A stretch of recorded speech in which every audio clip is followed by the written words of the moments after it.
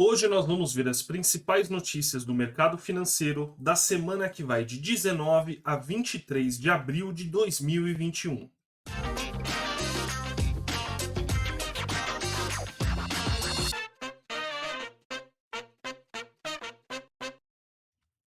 E aí, pessoal, tudo bem com vocês? Meu nome é Leonardo Zeidan, sejam muito bem-vindos ao meu canal.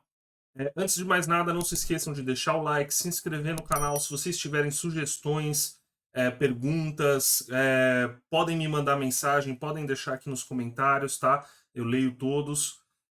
E vamos lá para minha tela para a gente ver as principais notícias dessa semana. Então, primeiramente, a primeira notícia que eu trouxe aqui para vocês foi justamente do IGPM, né?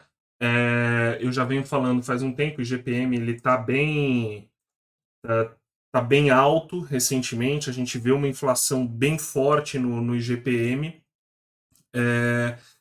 O IPCA ainda não está acompanhando tanto, mas provavelmente mais para frente a gente vai enxergar isso no IPCA. Mas geralmente onde a gente mais enxerga esse aumento, né, do IGPM é no aluguel. Né? Então a gente pode esperar aí um reajuste dos aluguéis bem alto para o próximo ano, né? Então a gente vê aqui que na segunda prévia de abril fica em 1,17%, 2,98% na prévia de março, né? E o índice está acumulado no ano, só nesse começo de ano aqui de 2021, que já está quase na metade, mas tudo bem. A gente já acumulou aí 9,52% de inflação, né? No caso aqui, o IGPM, como eu já falei anteriormente, né? Ele é o Índice Geral de Preços, né? Então ele engloba algumas coisas que o IPCA, que é o Índice de Preços ao Consumidor Amplo, ele não engloba, né? O IPCA ele é mais focado no consumo da população é, normal, entre aspas, né? Enquanto o IGPM ele se baseia em vários outros preços no mercado, né? Então, é, isso aqui é um sinal do quanto que a gente pode ter aí de inflação, o quanto que o nosso dinheiro está perdendo de valor é, agora em 2021, quanto que ele perdeu em 2020, que o IGPM foi bastante alto também, né? Então, só queria dar esse acompanhamento maior aqui, já que eu falo bastante sobre inflação aqui no canal. Mas esse é, essa semana o foco principal ali da semana foi justamente na lei orçamentária, né? Então, as próximas notícias aqui é basicamente sobre orçamento, tá, da União. Então, a gente tem a primeira notícia aqui que Guedes diz que, após acordo, orçamento ficará exequível, né? Ou seja, antes deles fazerem esse acordo, o orçamento que o Congresso estava apresentando, né, não era uma coisa que fosse possível de ser executada, né? Então agora o que eles não é um orçamento ideal, mas é um orçamento que dá para fazer, né? A gente tá chegando nesse nível, né? Peraí, vamos ver o que dá para fazer e não o que seria melhor para se fazer, né? Mas assim, eles tiveram que reformular um monte de coisa, fazer alguns vetos aí na lei orçamentária, porque senão não ia dar para cumprir tudo. A gente sabe que eu falo bastante aqui sobre responsabilidade fiscal, né? Que a gente tem que começar a diminuir gastos, um monte de coisa, só que isso não depende só do executivo, tá? Isso depende muito do Congresso, né? Do Legislativo, porque são eles que fazem e aprovam o orçamento, eles que decidem para onde que vai, para o que é para fazer com cada real ali que tem no orçamento. E assim, pouca parte do orçamento é dedicada a coisas que o executivo pode decidir gastar ou não, né? Então, a mudança ali do fiscal, ela tem que partir também do Congresso. Se o Congresso não se conscientizar de que precisa mudar, de que precisa fazer alguma coisa para a gente ter uma responsabilidade fiscal, para a gente gastar o nosso dinheiro, né, de uma forma responsável, né, não adianta. Aí, essa semana, o Bolsonaro vetou algumas partes do orçamento, né? Então, retirou, por exemplo, 11,4 bi de desenvolvimento e infraestrutura, 30% dos bloqueios foi para o MEC, né? E tem uma lista aqui, tem uma lista aqui de todos os vetos, né, que foram feitos. Aqui é importante ressaltar que está em valor nominal, né? Então é em reais, só que, obviamente, se você tem um ministério ali que ele tinha que receber um X e ele e era muito mais do que outro ministério, o veto para ele às vezes proporcional é muito maior, né? Então a gente tem que tomar cuidado com essa métrica aqui, que não quer dizer que assim, nominalmente o Ministério do Desenvolvimento Regional foi o que recebeu o maior veto, mas não quer dizer que necessariamente seja o que proporcionalmente recebeu o maior veto, tá? Não, eu não tenho essa informação aqui, não sei dizer qual que é a proporção ali de cada veto, mas tem essa tabelinha aqui, né? Aqui o contingenciamento, né? De 9,3 bilhões por ministério, que vai estar previsto nessa tabela aqui. Mas hoje, essa semana, a principal notícia, o que a gente estava mais acompanhando era justamente o orçamento, né?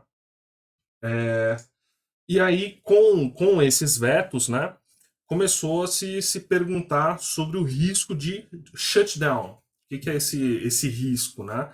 É justamente dos ministérios não terem dinheiro suficiente para se manter as atividades normais, né? Então aqui eles negam o risco de shutdown por falta de recursos, né? Mas eles cancelaram o censo em 2021, né? Do IBGE. Então aqui, ó, o secretário especial de Fazenda, Valderi Rodrigues, disse nesta sexta-feira que as despesas discricionárias são foco de atenção do governo, mas que os ministérios não correm risco de paralisação por falta de recursos em 2021. E percebam o quanto que isso aqui é importante, né? Então a gente tem um orçamento que, segundo o ministro da Economia, antes não era exequível, né? Que não dava para ser executado, ou seja, tinha um déficit ali muito grande, não dava para fazer. E aí houveram esses vetos e a preocupação é se os ministérios vão conseguir manter as suas atividades plenas com o dinheiro que sobrou depois do veto, né? Isso aqui mostra o quanto que o Estado está inchado, né? O quanto que essas atividades normais dos ministérios consomem de recurso, entendeu? O orçamento ali, quando a gente olha aqui no detalhe, a gente vê o quanto de dinheiro que realmente vai para cada ministério para fazer as suas atividades. A gente sabe que muitas vezes tem desvio, tem um monte de coisa aí. A gente sabe que o Brasil não é exemplo aí de anticorrupção, né? A gente sabe que deve existir, não, a gente não tem nenhuma. Hoje a gente não tem nenhum escândalo tão visível, mas a gente sabe que deve ter alguma coisa, né?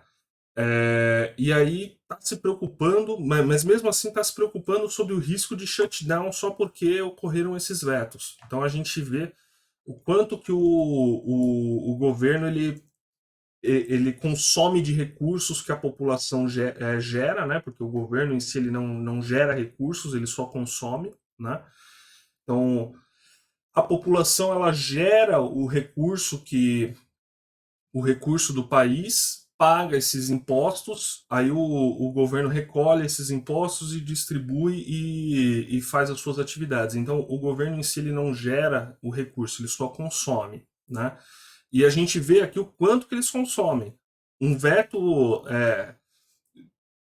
convenhamos, o veto foi pequeno e já está se cogitando se vai dar para fazer tudo. Quando a preocupação deveria ser o que a gente pode fazer com mais eficiência, gastando menos recurso, né?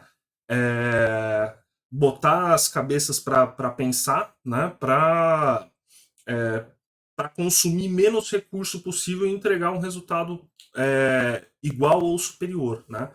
Isso quem trabalha com qualidade, por exemplo, sabe muito bem sobre esses quesitos, né? Sobre eficiência, eficácia, esse tipo de coisa. Eu trabalhei com qualidade durante um tempo na minha vida, né? E isso era uma métrica que a gente tinha que acompanhar, né? Quanto de recurso que a gente está gastando, como que a gente pode fazer para gastar menos recurso e alcançar o mesmo resultado. Isso é uma preocupação que na iniciativa privada a gente sempre tem. E no governo, muitas vezes, a gente não vê isso, né?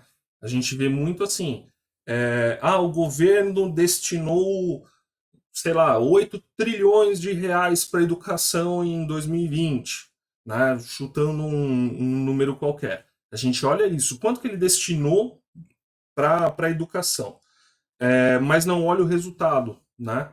O quanto que isso foi eficiente, o quanto que esse dinheiro, esses 8 trilhões foram gastos de forma eficiente, qual que foi o retorno que isso trouxe, né? Porque gastar mais não significa que vai melhorar, não significa que é uma coisa boa.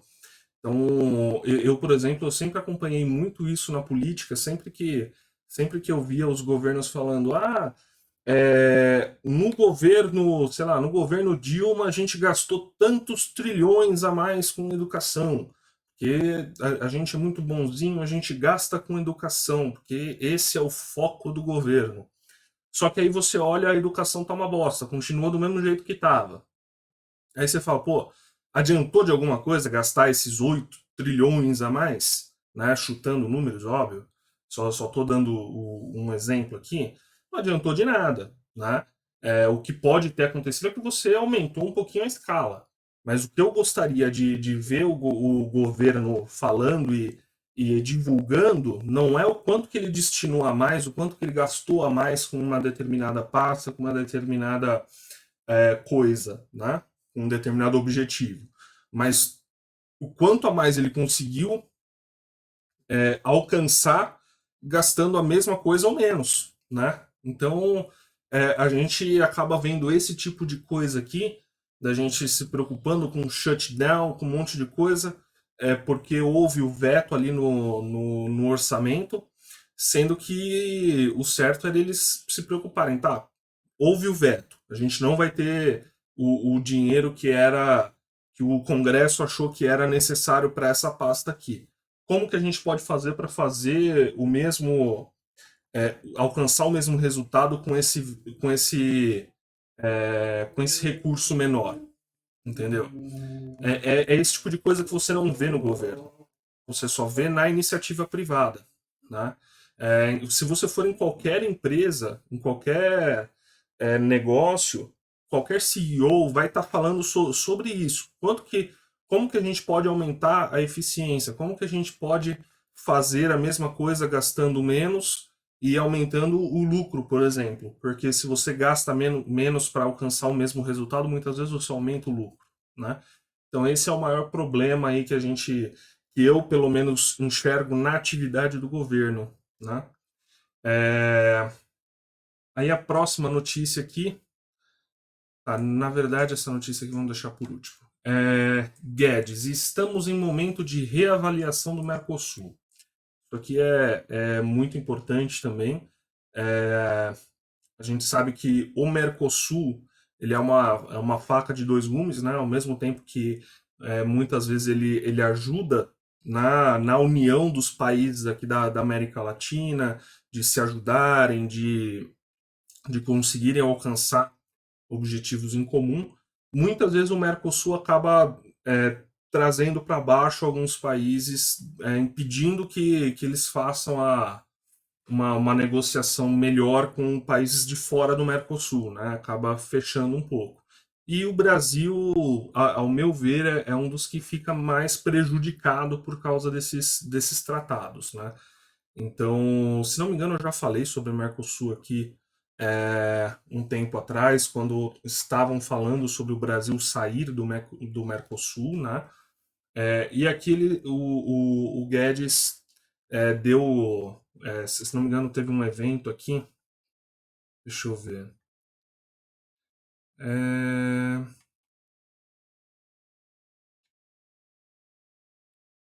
aqui eu não tô lembrando qual que é o evento onde ele falou sobre isso. E teve um evento sobre o Mercosul onde ele palestrou, né? É, após renovar as suas críticas ao Mercosul, o ministro da Economia, Paulo Guedes, enfatizou nesta sexta-feira, 23, que o Brasil está num momento decisivo de reavaliação do bloco. Ele defendeu a liberdade para que os países membros tenham ritmos diferentes de negociação com outros governos, né? Então é o que eu falei, muitas vezes é, países como o Brasil acabam ficando prejudicados com o seu comércio exterior, né, fora do Mercosul, justamente por causa desse tipo de acordo, né? Meio que os outros países do Mercosul acabam puxando o Brasil para trás, não deixando avançar nessas questões, né? Então, a primeira dimensão é garantir uma liberdade de negociação para os seus membros. Claro que juntos somos mais fortes, mas achamos importante que haja liberdade de negociação para que os membros possam achar o que for mais conveniente. A ideia é que cada membro possa ser um pioneiro e fazer um acordo lá fora diferente. Se tiver bom, o conjunto dos membros do Mercosul avança naquela direção. Aqui, ó, o evento. Sessão temática do Senado que celebra os 30 anos do Tratado de Assunção, com o tema Mercosul, Avanços, Desafios e Perspectivas. Né? Então, essa é a ideia, né? É conseguir uma liberdade maior de negociar com outros países, né? E que isso não necessariamente é ruim para os países do Mercosul, tá? A gente tem que entender que pode ser que seja positivo. A gente pode ser que com essa liberdade a gente consiga abrir portas, abrir caminhos para outros países também conseguirem fazer acordos parecidos, né? Então, ele cita que o acordo firmado entre o Mercosul e a União Europeia, que ainda depende da aprovação por todos os países do membro dos dois blocos, e citou outros acordos de negociação. Então, eu lembro uma das primeiras coisas, se não me engano, que o Guedes conseguiu de bom, né? Foi justamente que ele conseguiu avançar esse acordo entre Mercosul e a União Europeia, que estava parado já fazia muito tempo, né? E eles conseguiram avançar um pouco essas negociações, mas ainda não foi tudo aprovado, né? É um processo muito lento, né? E aqui embaixo ele fala também sobre a tarifa externa comum, né? Ele defende ali uma tarifa um pouquinho menor, né?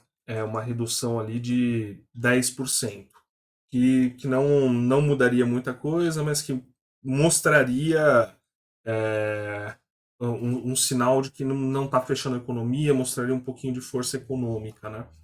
É interessante também. E por último aqui, em meio a novos fechamentos, shoppings têm queda de 36,3% nas vendas no ano. Isso era óbvio, né? Enquanto não passar essa pandemia, os shoppings vão sofrer bastante, né? A taxa de vacância no segmento chega a 7,5%, depois de alcançar 9,3% em 2020. Mas também a gente tem que levar em consideração que o perfil de consumo, né, do brasileiro, ele acabou mudando um pouco por conta da pandemia, né? Então muita gente começou a utilizar os serviços online, né? A gente teve um processo que naturalmente já ia acontecer, né? Da digitalização desse consumo, acabou passando aí para acabou acelerando por causa da pandemia, né? Então era uma questão de tempo que agora foi acelerada. A gente vai ver que os shoppings provavelmente não vão é, alcançar tão rápido a glória antiga que eles tinham, né? A gente vai ver, eles vão ter que se reinventar, né? Porque muitas das coisas que eram consumidas no shopping não vão mais ser consumidas, né? Aliás, vão ser consumidas por outros meios, né? Então, a gente vê hoje em dia, por exemplo, roupa, calçado, um monte de coisa, eletrodoméstico que muita gente ia no shopping comprar. Hoje, muitas dessas coisas é bem melhor você comprar online e as pessoas perceberam isso porque foram obrigadas a comprar online se quisessem comprar, né? Então, a gente vai ver uma mudança aí no perfil de consumo do brasileiro, que já está acontecendo. Então, provavelmente, os shoppings vão ter que se reinventar, pensar em novos negócios para colocar ali dentro, né? Se quiserem manter as portas abertas, certo? Isso, óbvio, depois que a pandemia passar. Porque enquanto a pandemia não passar, não adianta, é, não tem como fazer nenhum investimento, não tem como mudar, fazer grandes movimentos, porque a gente não sabe nem se o shopping vai estar aberto, né? Então isso é uma coisa que impede eles de brigarem, né? De irem à luta pelo seu interesse, né? Então vamos ver aqui agora os gráficos, tá? Esse aqui é o Ibovespa no semanal, tá? Peraí, deixa eu tirar isso aqui. Aí. Então, essa semana a gente vê que o Ibovespa praticamente não andou. Esse aqui é o Ibovespa futuro, tá, pessoal? Mini índice. Então, o Ibovespa ficou mais ou menos no mesmo lugar, teve um pouquinho de volatilidade mais ou menos parecida com a da semana passada, né? Mas não muito, simplesmente a continuidade aqui do movimento, mas ele abriu e fechou no mesmo lugar, né? Vamos colocar aqui no gráfico de um dia, para a gente ver a semana no detalhe, né? Então a gente tem aqui os dias 19, 20, 22 e 23, que 21 foi feriado, lembram, né? Então a gente teve aí queda nos últimos 3 dias, né? E uma subida aqui no último dia, continuando o movimento de alta. Isso aqui era absolutamente normal, tá, pessoal? A gente vê que tá um movimento de alta, precisa ter uma retração e continuar subindo, tá? Não chegou a voltar até a média móvel, né? Nem no gráfico diário, nem no semanal aqui, ele tá mais ou menos na média, né? Agora que ele começou a descolar um pouquinho da média, tá? Mas absolutamente normal, nenhum movimento que não era esperado, né? E vamos agora ver o dólar. Então o dólar agora, essa semana, voltando, buscando aqui a média. A gente vê que nas últimas semanas ele tentou romper esse topo aqui, né? A gente vê aqui é antes da pandemia, aqui é depois da pandemia, então ele buscou esse topo, não conseguiu romper, voltou agora para a média, né? E a gente vê que a média móvel aqui tá bem estável, sem um movimento bem definido, né?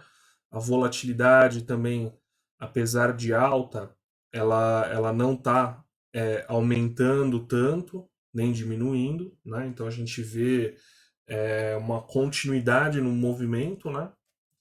Sem alterações, um movimento lateralizado, né? Agora ele pode talvez tentar cair um pouquinho mais, buscar aqui esses suportes, né? Ou ele pode utilizar a média como suporte e voltar para tentar romper de novo o topo, tá? Mas aparentemente está encontrando bastante resistência aí nesse, nesse topo aqui. Vamos ver o gráfico diário. Então a gente vê aqui na última semana, vou pegar aqui. Então a gente vê 19, 20, 22 e 23, basicamente continuação do movimento de baixa, né? Então a gente vê aqui que já tinha um movimento de baixa acontecendo e aqui foi a continuação até bater na média do semanal, né? Aqui no diário, a média a gente consegue ver que ela tá tendo uma movimentação, mas aqui também a média está na média, né? Então a média ela tá ondulando, mas sem sair muito do lugar. A gente vê aqui que ela bateu mais ou menos a mesma região que bateu antes e talvez agora venha para um movimento de retração, né? E busque aqui os últimos fundos. Bom, basicamente, pessoal, basicamente é isso, tá? Não se esqueçam de deixar o like, se inscrever no canal, deixem seus comentários, dúvidas, podem entrar em contato comigo aqui à vontade. Minhas redes sociais estão aí, tudo aberto, podem entrar em contato comigo. E por hoje é isso. Até a próxima. Tchau, tchau.